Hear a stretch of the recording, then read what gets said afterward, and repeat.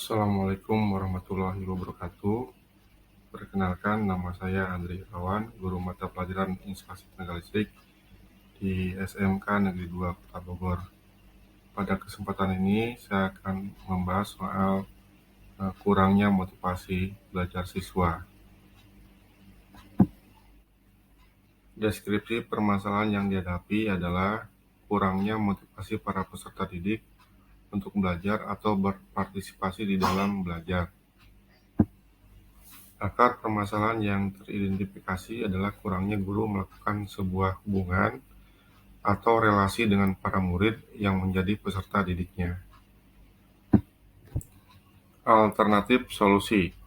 Ada 5 cara untuk membangun hubungan atau relasi yang baik antara guru dan siswa. Hubungan baik antara guru dan siswa merupakan salah satu hal penting untuk menunjang aktivitas belajar dan mengajar. Tidak hanya itu, hubungan yang baik dengan siswa juga menjadikan Anda sebagai seorang guru yang menjadi favorit mereka. Untuk membangun hubungan yang baik antara guru dan siswa, beberapa cara yang bisa kita lakukan diantaranya adalah sebagai berikut. Pertama, meningkatkan antusiasme dalam mengajar. Cara pertama yang penting untuk membangun hubungan baik antara guru dan siswa adalah dengan meningkatkan antusiasme atau semangat dalam mengajar. Perlu diketahui bahwa cara mengajar seringkali menjadi sebab penilaian siswa terhadap guru yang mengajar. Terkait meningkatkan antusiasme, kita perlu menampakkan semangat yang lebih saat mengajar, seperti memberikan penjelasan yang runtut dan menyeluruh, membantu siswa yang belum paham, atau lainnya. Lebih dari itu, kita pun juga bisa mencoba metode mengajar yang berbeda untuk membuat suasana kelas yang lebih menarik dan tidak monoton. Kedua, memiliki kesabaran yang lebih. Setiap siswa bisa jadi memiliki karakter masing-masing, termasuk tingkat pemahaman. Kita mungkin menemukan siswa yang langsung paham dengan penjelasan yang dilakukan. Namun, di sisi yang lain bisa jadi ada siswa yang tidak langsung memahami dan memerlukan penjelasan lebih.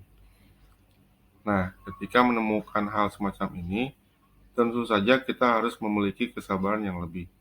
Perlu disadari bahwa mendapatkan pemahaman adalah hak dari semua siswa.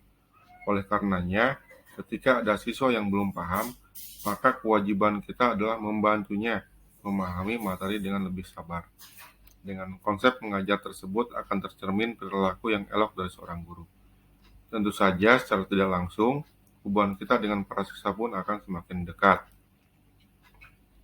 Yang ketiga, menghargai setiap pencapaian siswa.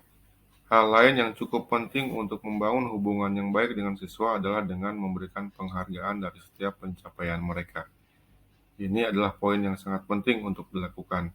Penghargaan atau apresiasi tersebut tentu akan membuat siswa merasa dianggap dan akan tumbuh rasa semangatnya untuk mengikuti pelajaran selanjutnya.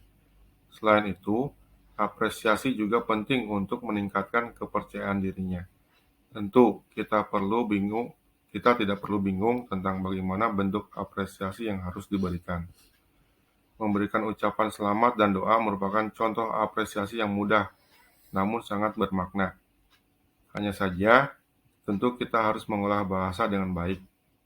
Hindari memberikan apresiasi dengan membandingkan siswa yang belum memiliki pencapaian. Keempat, membahas ketertarikan siswa. Tugas guru memang mengajarkan materi dan membuat para siswa memahami materi tersebut.